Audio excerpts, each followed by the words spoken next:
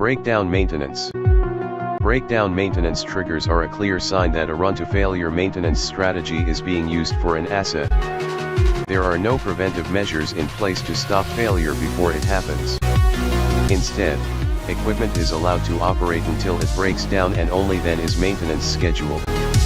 While maintenance is not scheduled when using a breakdown maintenance trigger, a plan is still in place to manage the breakdown.